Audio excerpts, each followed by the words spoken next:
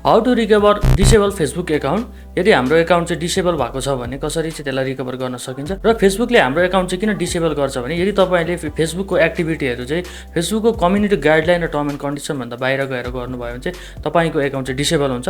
So हामीलाई 30 डेजको time पनि दिएको हुन्छ तपाईँको एकाउन्ट डिसेबल भएको रिकभर गर्नको लागि। तर आज हामी 30 डेजभन्दा एबोभको एकाउन्टलाई कसरी रिकभर गर्न सक्छौँ त्यो हेर्छौँ। सो भिडियोलाई सेभ गर्नु होला, लाइक एन्ड सेयर गर्न चाहिँ नबिर्सिनु होला। त्यसको लागि सिम्पली तपाईँले सबैभन्दा पहिला आफ्नो क्रोम ब्राउजर ओपन गर्नु होला। सो क्रोम ब्राउजर ओपन गरिसकेपछि तपाईँले सिम्पली facebook.com अथवा फेसबुकको लगइन साइटमा जानु होला र आफ्नो डिटेल चाहिँ फिलअप गर्नु होला र लगइन गर्नु होला।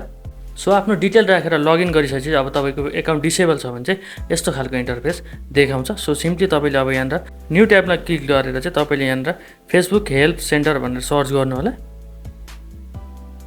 र यो सर्च गरेपछि पहिलेमा यहाँ क्लिक गर्नु होला फेसबुक हेल्प सेन्टर र यहाँ क्लिक गरिसकेपछि अब सिम्पली तपाईँले यहाँ सर्च बारमा चाहिँ यहाँनिर लेख्नु होला डिसेबल एकाउन्ट भनेर। सो डिसेबल एकाउन्ट लेखेर सर्च गरिसकेपछि तपाईँको यस्तो इन्टरफेस चाहिँ यहाँनिर आउँछ। सो यहाँनिर चाहिँ तपाईँले सबैभन्दा माथिको जुन my personal Facebook account is disable भन्ने अप्सन चाहिँ यहाँ क्लिक गर्नु होला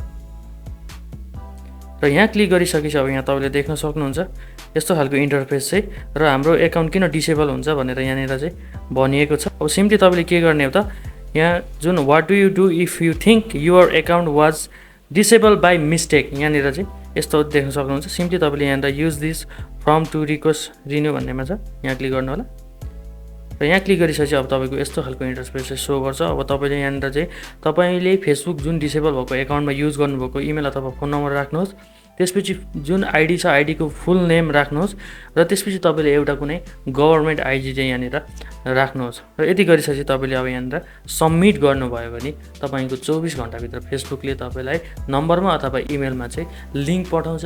सो त्यो लिङ्क ओपन गरेर चाहिँ तपाईँहरूले आफ्नो न्यू पासवर्ड राखेर चाहिँ तपाईँको एकाउन्ट चाहिँ रिकभर हुन्छ।